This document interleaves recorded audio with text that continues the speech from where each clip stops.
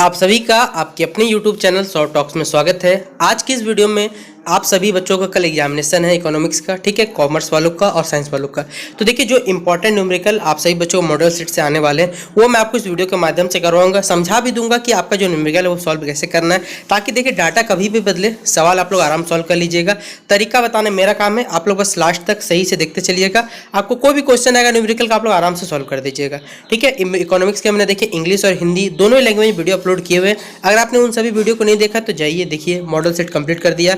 इतने सारे वीडियो आप लोग अवेलेबल, अगर आप देख लीजिए, मैं आपको बताऊं 40 में आपका 40 नंबर आने से कोई नहीं रोक सकता है, ठीक है। तो अगर ये वीडियो पसंद आए तो लाइक कर दीजिएगा और जितना हो सके वीडियो को शेयर करें, ठीक है। देखिए पहला सवाल दिया हुआ है, याद रखिए पहला बात, ये एफ क्या होता है? एफ फ्रीक्वेंसी, हिंदी में से आवृत्ति कहा जाता है। जो कोई चीज कितना बार रिपीट, 10 दिख रहा है, ये 10 4 बार रिपीट हुआ है, मतलब 10 है जो है ये 10 4 बार आया हुआ है, ये बताता है, याद रखिएगा, ठीक है। तो इसी तरह के जो 12 है हमारा नंबर, वो 5 बार आया हुआ है, 14 6 बार आया, 16 3 बार, 18 2 बार यहाँ बताया हुआ है। अब हमें माध्यिका होता है मीडियन निकालना। देखिए अगर आपको बोला जाता है माध्य निकालिए, मीन निकालता हूँ, निकाल लेता आराम से, लेकिन माध्यिका जब भी बोलता है कुछ टर्म्स एंड कंडीशन है जो आपको निकालने पड़ते हैं। याद रखिए ये डाटा के केस में अगर ऐसा नहीं दिया जाएगा, मैं आपको वो दूसरा तरीका ही बताऊंगा कि माध्यिका निकालने के लिए अगर सिर्फ नंबर दिया हुआ है तो आप कैसे निकाल सकते हैं ये। लेकिन जब भी अगर बॉक्स में सिस्टम आएगा, मतलब बॉक्स में सिस्टम मतलब रिपीटेशन सब पे आता है, ठीक है। कैसे निकालना है, तो पहले क्या करिए आप लोग, जो भी हमारा डाटा दिया हुआ है 10 12 14 16 18, ठीक है। फ्रीक्वेंसी आवृत्ति जो मैंने पढ़ा कितना बार है, 4 बार 5 बार 6 बार 3 बार 2 बार, बस इतना लिख देना है। एक अगला एक्स्ट्रा वर्ड लिखना है बस, CF मतलब होता है कम्यूटेटिव फ्रीक्वेंसी, मतलब सीधा कुछ नहीं समझ आएगा। ये 4 है, 4 को आप 4 लिख दीजिए, ठीक है। एक एक स्टेप सुनते चलिए, स्किप करिएगा तो देखिए समझ नहीं पाइएगा। यहाँ जो मेरा 4 है, इस 4 को अगले में 5 में जोड़ दिए 9, इस 9 को अगला में 6 में जोड़ दीजिए 15 हो गया, 15 में 3 जोड़िए अगला 18, और 18 में 2 जोड़ेंगे 20 हो गया। बस याद रखिएगा ये CF आता कहाँ से, जो पहला वाला डिट्टो लिखना है, अगला वाला में लिखने के लिए आपको इसको जोड़ना है, फिर इसको ऐसे जोड़ना है, बस याद करिएगा।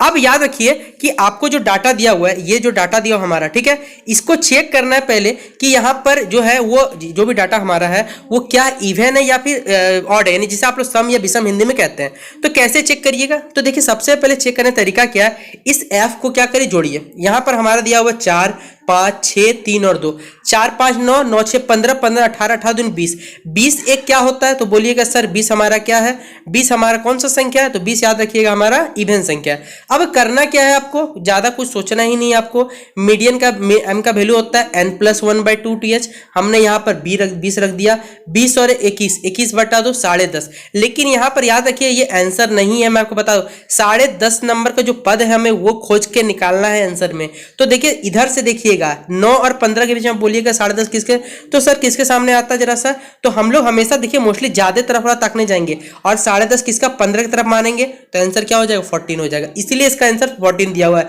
याद रखिएगा ये तरीका, ठीक है। अगला जो सवाल हम लोग पहले देख लेते हैं, इसमें निकालना आपको प्रमाप विचलन, जिससे इंग्लिश में कहते हैं स्टैंडर्ड डेविएशन, SD के नाम से आप लोग जानते होंगे, उसे हम लोग कैसे कैलकुलेट करते हैं आइए मैं वो बताता हूं आपको। देखिए क्या करना है, पहले याद रखिएगा किसी भी अल्फाबेट के ऊपर अगर ऐसा लगा हुआ एक्स लिखा हुआ, मान लीजिए ऊपर लिखा हुआ, इसका मतलब है मीन निकालना। और मीन और एवरेज को हिंदी में औसत कहा जाता है, मीन को माध्य कहा जाता है। जितना जो भी डाटा दिया उसको जोड़ दीजिएगा और जितने नंबर दिए हुए उसे डिवाइड कर दीजिए। जैसे कहने का मतलब समझाता हूं, अगर मान लीजिए आपको बोला जाएगा कि प्रथम 5 सम संख्याओं का माध्य निकालिए, ठीक है, तो प्रथम 5 जो हमारे सम संख्या होते हैं 2 होते 4 होते 6 होते 8 होते हैं, सबको जोड़ दीजिए। 2 को जोड़िएगा 4 से 6 6 6 12 12 8 20 20 और 10 30, 30 को जब 2 से डिवाइड करिए 15 15 वो नंबर होता है जो दोनों के बीच में होता है, याद रखिएगा। अब इसी में देखिए हमको करना क्या है, पहले जो डाटा दिया था हमारा एक्स और एफ, ये दो चीज हमें क्या दी हुई थी, ठीक है। पहला तो 10 4 बार है, 12 5 बार है, 14 6 बार है, 16 3 बार, 17 2 बार, इतना दिया हुआ है। आप इसको और इसको इंटू कर दिए, मतलब एक्स और एफ को इंटू कर दीजिए। यहाँ हमने एफ एक्स लिखा हुआ है, 40 होगा 60 होगा 84 होगा 48 होगा 36। अब क्या करना है, समेशन, याद रखिएगा मैथ में समेशन मतलब क्या होता है, जितने सब डाटा दिया उसको जोड़ देना। ये उल्टा एम की तरह लिखा था, याद रखिए, देखिए इसलिए लिखा हुआ है। और समेशन एफ मतलब इस डाटा को जोड़ दीजिए, तो यहाँ 20, समेशन एफ एक्स करेंगे तो 268। अब हमें देखिए यहाँ पर 2 डाटा, याद रखिएगा, ठीक है। तो हम लोग क्या निकालेंगे, एक्स का मीन निकालते हैं। मीन एक्स के ऊपर ये बार में समझ लीजिएगा, ये मीन निकालने का साइन कह सकते हैं आप लोग। इसका फॉर्मूला होता है summation F x by summation F. यहां देखिए आया 268 डिवाइड के 20 से, तो जब डिवाइड करेंगे तो आ जाएगा हमारा 13.4। लेकिन याद रखिए अभी आंसर नहीं आया, रुक जाइए जरा सा, ठीक है। ये हमारा बस एक्स का मीन निकला। अब हमें निकालना क्या है, dx निकालना है। dx कैसे निकाला जाता है, तो हमारा जो डाटा दिया हुआ x, उसमें से हमारा जो मीन का वैल्यू है वो घटाएंगे। मीन हमने यहां निकाला हुआ आप देख सकते हैं 13.4, और हमारा पहला डाटा है 10 में 13 घटाएंगे, लेकिन याद रखिएगा यहाँ आंसर -3.4 जाएगा। 12 में 3.30 घटाएंगे तो -1.4। इस तरह घटा के सब में 13.4 क्यों घटा है, क्योंकि ये मीन घटा रहे हैं। अब देखिए इसका हमें क्या निकालना है, स्क्वायर, यानी dx का स्क्वायर कर दीजिए। तो याद रखिएगा हमेशा कभी भी नेगेटिव नंबर का स्क्वायर करते पॉजिटिव। 34 का स्क्वायर होता है 1156, पॉइंट एक नंबर के बाद है, 2 नंबर के बाद हो जाएगा। 14 का स्कोर 196, 6 का स्कोर 36, 26 का 676 और 46 का 2116 होता है। ठीक है, यही यहाँ पर लिखा हुआ है। अब हमें क्या करना है, ये जो f है और ये dx स्क्वायर है, इसको दोनों आपस में क्या इंटू करना है। जब 4 को आप इसके इंटू करिएगा, और मैं आपको थोड़ा सा हटा देता हूं से, ये 4 और इसको इंटू करिएगा तो ये आ जाएगा। इसी तरह से देखिए यहाँ पर हमें क्या निकालना है, समेशन f dx स्क्वायर निकालना है, जिसका वैल्यू जोड़ दीजिएगा इसको तो 120.80 निकलेगा। अब बस यहीं पर हमारा कुछ नहीं करना, लास्ट स्टेप यहीं खत्म करना है। स्टैंडर्ड डेविएशन निकालना है, summation f dx square divided by summation f का वैल्यू 20 दिया हुआ है और यहाँ डाटा 120.8 डिवाइड करेंगे तो 6.04, और इसका देखिए लगभग औसतन वैल्यू होता है 2.46, रूट में इतना रख दीजिएगा। अगर नहीं भी काटना है तो बताइएगा कि मैं आंसर कैसे निकाल सकता हूं, वो भी आपको बता दूंगा, उसमें कोई दिक्कत नहीं है। तो ये दो न्यूमेरिकल आशा करता हूं कि आपको अच्छी तरीके से समझ में आ गया होगा कि कैसे करके इनको सॉल्व करना है। देखिए अगला सवाल है हमारा कि ये जो डाटा दिया हुआ है, और इस डाटा याद है कि इंटरवल में दिया हुआ, वर्ग अंतराल मतलब होता है क्लास इंटरवल। जो इंग्लिश मीडियम के बच्चे हैं क्लास इंटरवल लिख लीजिएगा। अब बारंबारता को फ्रीक्वेंसी कहा जाता है। देखिए आप लोग वीडियो स्किप करते हैं इसलिए आपको समझ नहीं आता कि क्या बोला जा रहा है। याद रखिएगा, बार बार बोल के समझा दे रहा हूँ, बारंबारता मतलब फ्रीक्वेंसी होता है। 0 से 10 तक का जो भी डाटा है वो 5 बार रिकॉर्ड हुआ है, मतलब 5 बार रिपीट आया हुआ है। 10 से 20 तक का डाटा 6 बार आया है। 20 से 30 तक का जो डाटा है वो 7 बार आया है, और 30 से लेकर 40 तक का जो डाटा है वो 2 बार आया हुआ है। याद रखिएगा इस डाटा को, ठीक है। अब देखिए हमें बोला हुआ है समानांतर माध्य निकालना है। कैसे निकालते हैं देखिए, आइए दिखाता हूं आपको। देखिए इससे निकालने के लिए पहले तो हमारा जो डाटा दिया हुआ है 0 से 10 तक दिया हुआ है, 10 से 20, 20 से 30, 30 से 40। फ्रीक्वेंसी मतलब बारंबारता, जिसे आप लोग कहते हैं f से डिनोट कहते हैं 5, 6, ठीक है। अब हमें क्या करना है, जैसा था पहले बताइए जरा सा, आप लोग क्या करिए मीन निकालिएगा। मैं कैसे निकाल सकते हैं, मीडियन निकालना है। 0 और 10 को जोड़िए, ठीक है। 10 और 2 से डिवाइड कर दीजिएगा, 5 आ जाएगा। 10 और 20 को जोड़िए, 30 होगा, 30 का आधा 15 कर दीजिएगा।